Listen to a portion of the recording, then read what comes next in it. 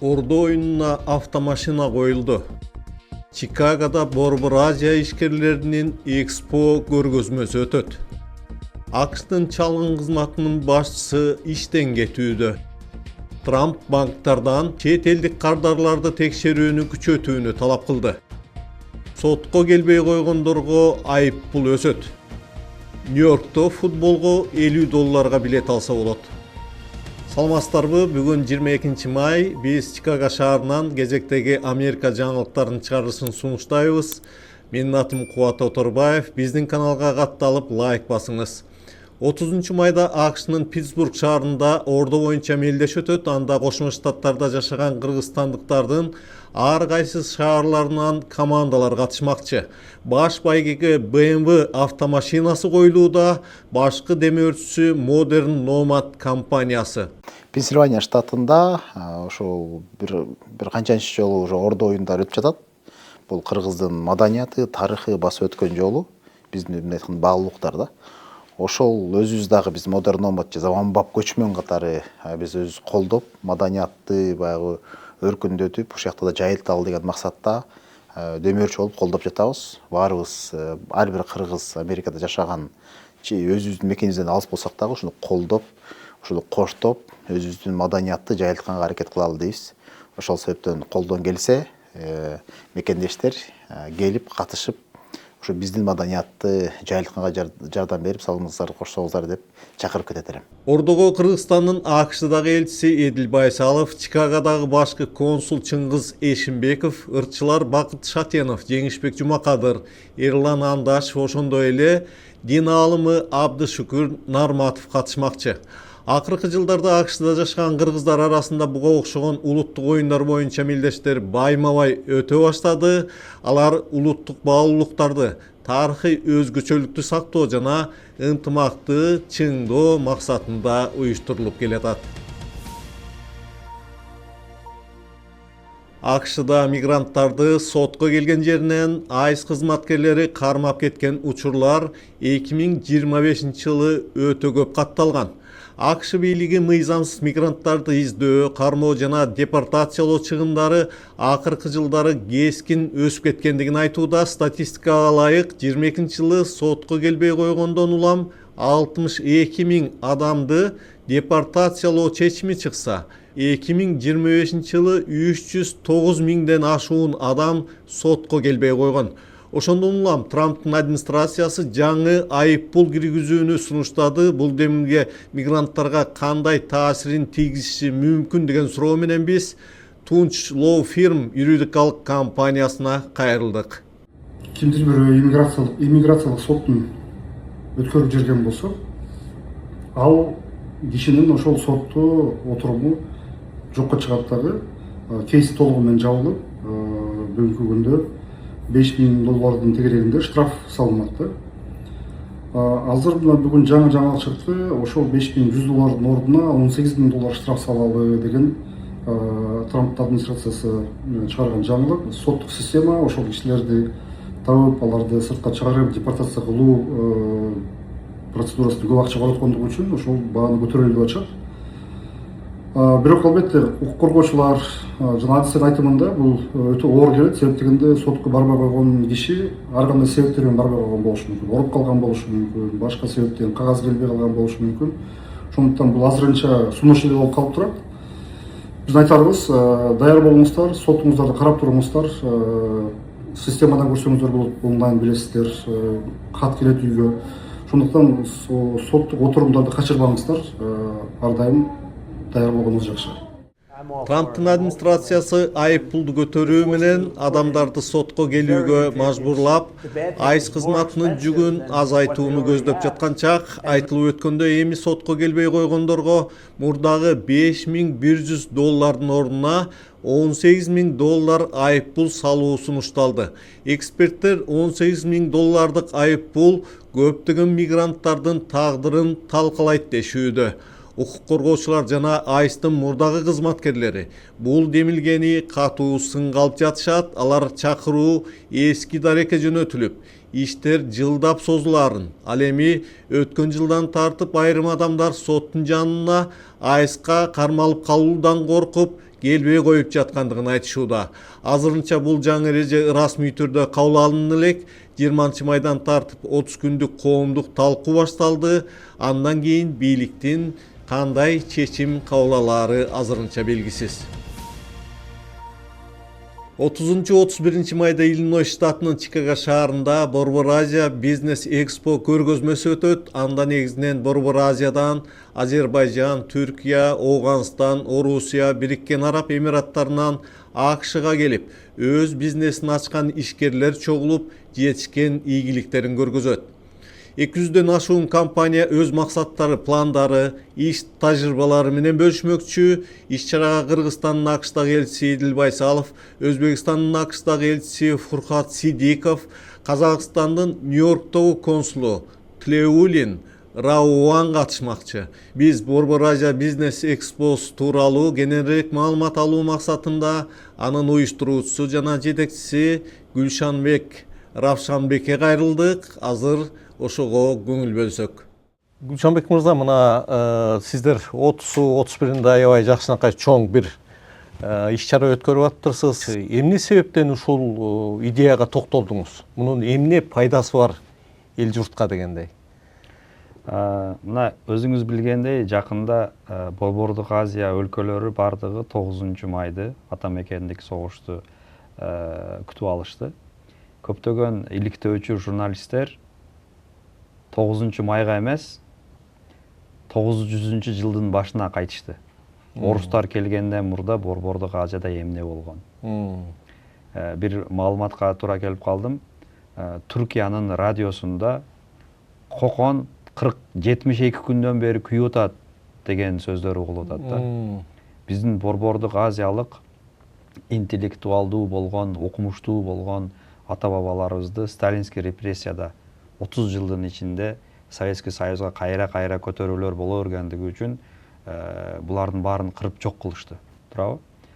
Эми ушул элдерди талкалап чачып салган орус күчүнө кандай биз рахмат айта алабыз да азыркы учурда.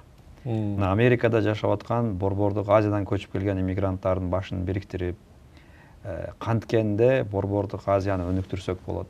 Азыркы учурда адашпасам 200гө жакын өзүнүн Борбордук Азиялык жердештерибиз Орто Азияда жумуш орду жаратып атат. Эң азы жылда $100,000 айлык акы жөнөтөт, эң алды $5 миллион чейин айлык майнас жөнөтүп, Борбордук Азияда жумуш ордун жаратып атат. Сиз ошолордун башын топтоп атасыз эми ошол 30-31-нде, Ушундай, Кудай буйрса, май 30-31-нде бардык бизнесмендердин башын бириктирип, Америкада канчалык чоң экенибизди көргөзүп атабыз. Бул эми Борбордук Азия бизнес коомчулук немеси ушун айынан бирге келгенбиз. Көрсө биз бизнес менен жакшы бирге алат экенбиз, бири-бирибизге муктаж экенбиз. Чоң компания болсун, ири компания болсун, кичи компания болсун, биз бири-бирибизди колдоо менен дагынам жогорак жерлерге жетишке курбубуз жетет экен. Гүлшанбек мырза, мына биз ошо баары бир эми бир эл, бир журт болуп калып атабыз да, бул Америкага келгенде кыргызыңбы, өзбегиңби, казагыңбы, түркмөнүңбү айырмасы жок, бир эле элдей кабыл алат экен, анткени бизди бул жерде анан биз өзүбүз менен өзүбүз сүйлөшүп калбагандай болуш үчүн ушул жергиликтүү бийликтерден, Америка өкмөтүнөнбү, Иллинойс штатынанбы, Чикагонун мэриясынанбы расмий адамдар катышып атабы? Албетте, бул жылы бизде өткөн жылда катышкан Сузана Мендоза, Иллинойс штатынын комптроллору катышат. Бул аял Америкада, ошол Иллинойс штатында бир жылда $55 миллиард бюджетти башкарган бир аял. Иллиной уровеніндеги бир аял. Анын сыртында Борбордук Азиялык өлкөлөрдөн Кыргызстан, Казакстан жана Өзбекстандан элчилер келип атат, башка консулдар келип атат. Өзбекстандан делегация, Кыргызстандан делегация келип жатат. Бул жылы биринчи жолу Азербайжан, Түркия жана Афганистан өлкөлөрү бизге кошулуп, Американын тарыхында биринчи жолу 8 өлкөнүн башын бириктирип, Курбан айтты майрамдайбыз. 8 өлкөнүн башын бириктирип, парад уюштурабыз, желектерибизди көтөрөбүз. Ар бир улуттун өзүнө таандык болгон кийимдерини, культурасын көргөзөбүз. Ар бир улуттун өзүнө таандык болгон тамак ашын көргөзөбүз. Ошол эле учурда бизнес тармагында канчалык чоңойгондугубузду америкалык саясатчыларга, америкалык бизнес оунерларга да көргөзүп, биздин коом бул жерге инвестиция кылып аткандыгын, бул жерге жумуш ордун жаратып аткандыгын көргөзөбүз. Эми мындайда бардыгы эле адамдар Америкага келип аткандар же Америкада жашап аткандар бизнесмен эмес да, ишкер эмес. Жөнөкөй катардагы адамдар, бизнесин ача электер же студенттер болобу, же болбосо такси кызматында же башка кызматта жүргөн адамдар, мисалы ушул сиз уюштуруп аткан эксподон бир нерсе ала алабы? Аябай жакшы бир суроо бердиңиз. Көп адам биринчи бизнес экспо дегенде мен бизнесмен эмесмин, ал жерде эмне кылмакмын деген нерсени айтат. Туура айтасыз. Биз бул жылы биринчи жолу Иллинойс штатынын 20га жакын департаменти бар. Бул министерство деп ойлосок, ошолордун 8-өө келип атат. Бул эмнеге келип атат? Америкада ушундай закон бар. Ар бир министерствода Америкада каралар, актар же азиялыктар ушунча проценттен иштеш керек деген закон болгондугу үчүн, биз азиялыктарга киргендигибиз үчүн ушул министерстволарда азиялыктарда жумушка алыш үчүн алар келип атат. Ошондо 8 Иллинойдун департаменти келет. Анын сыртында 1000ден ашуу трактары болгон 5-6 компания келип атат. Алар Чикагодогу офисине жумушка алышат. Safety боюнча, лог боюнча же accounting боюнча. И бунун сыртында адвокаттар бар, страховка компаниялар бар. 130га жакын компания өзүнү реклама кылып таанытат. Булар бир гана өзүнү таанытуу эмес, булар жумушка алат, трак айдоочуларын жумушка алат, офис жумушчуларын жумушка алат. Анан аялдарыбыз кийимдерин сатат, тагынчыктарыны, толугу менен бир коомдо бизге керектүү болгон бардыгыбыз бир арага келип атабыз. Үй бүлөлүк маанайда Курбан айтыны бирге күтүп алабыз, Кудай буйрса. Ошого эч ким бул бизнес мени менен байланышы жок, мен не кылам барып дебешибиз керек. Биринчиден бул нетворкинг, бири-бирибизди көрөбүз, таанышабыз. Өзүңүз мына жакшы билсеңиз керек, мен Америкага келгениме 16 жыл болду. 16 жылдан бери тааныган бир адамды акыркы жолу эмне жумуш кылып атасың? Жакшысыңбы? Бир кемчилигиң барбы деп сурабаган учурларым көп болуптур да. Келиңиздер, ушул жерде бири-бирибиз менен бир мындай ал-акыбал сурашалы. Эми экспо дегенде ар бир компания, ар бир тараптар өзүнүн бир жетишкендигин, өзүнүн товарын же болбосо кызмат көргөзүүсүн көрсөтө турган жай да, туурабы? Сиз ошол жерде мындайча айтканда убактылуу арендага алып атасыз да? Албетте, албетте. Ошонун чыгымы кандай болуп атат? Чыгымды жаап жатабы ушул иш чараңыз? Анан негизи элдин баары эле эми трак компаниясы жок, 1000ден трагы же 100ден трагы жок. Жөнөкөй мисалы майда бизнесин жаңы баштап аткандар үчүн кандай бир жеңилдиктер каралганбы? Бул жерде бул Америкада, Чикагодо экинчи чоң конвеншн центрди алганбыз, 100,000 square feet. Бул 10,000 квадрат метрдин тегерегинде болот. Расходдор $300,000 жогорусунда. Азыркы учурда биз бир $50,000 арттабыз. Бир $250,000 жерлер сатылган. Колдон келишинче аракет кылып саткан аракет кылып атабыз. Бирок сиз айткандай, бизде азыр айыс турмуш күйөөсүн камап коюп, аялдары эптеп 4 баласын багып, жан багып аракет кылган эжелерибиз бар, карындаштарыбыз бар.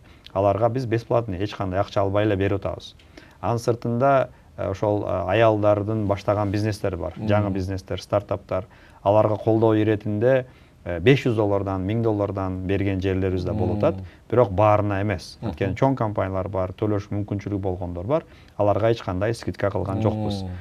Ниетибиз эмне? Бул non-profit organization, коомчулук үчүн иштеген бир организация болгондугу үчүн биз толугу менен расходубузду чыгара албай минуска кирсек да, бизнесмендер келип өзүнө пайдаланып кетсин. Жердин акчасы төлөнгөн, обязательно бир жерден бир ярмарочный жер алыш шарт эмес. Сөзсүз түрдө келиңиздер, бизнес картаңыздарды алдыңыздар, нетворкинг кылып кетиңиздер. Өткөн жылы мына бир америкалык аял келип, банктан келип, бир канча клиент менен контрактка кол коюп кетиптир. Анан быйыл биринчи биз айтышыбыз менен биринчи ошол бус алды да, ярмарочный место алып туруп, айтып атпай, өткөн жылы мен эч нерсе албай эле келип клиент таап кеткем.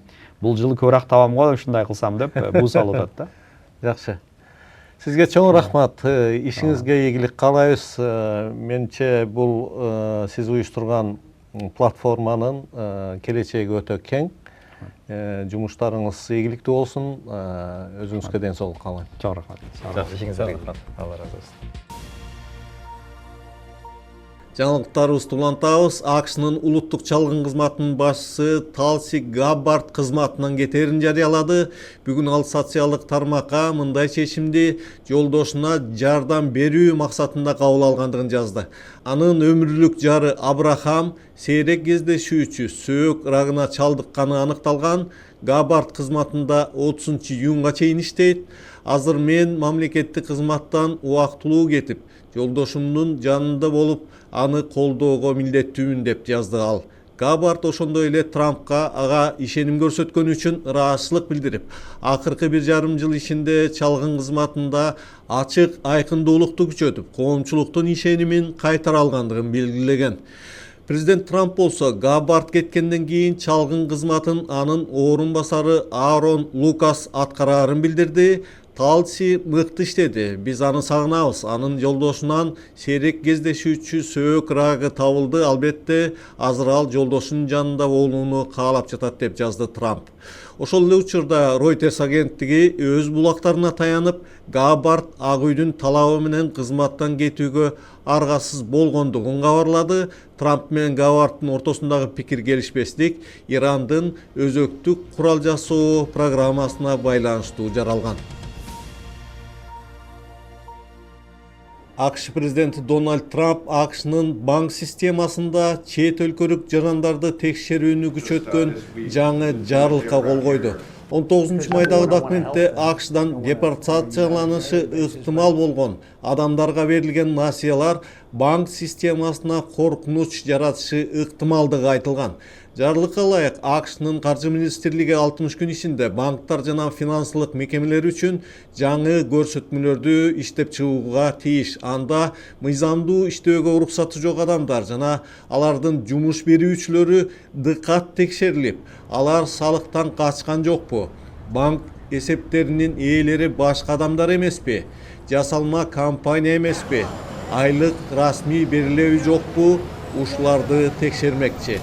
Жаңы эрежеге ылайык, эгер адамдын Social Security номери жок болсо, иштөөгө уруксаты же мыйзамдуу макамы болбосо, бирок ИТН колдонсо, бул кардар банк үчүн тобокелдик жаратуучу кардар катары каралышы мүмкүн. Ошондой эле каржы министрлиги 90 күн ичинде мыйзамга өзгөртүү сунуштамакчы.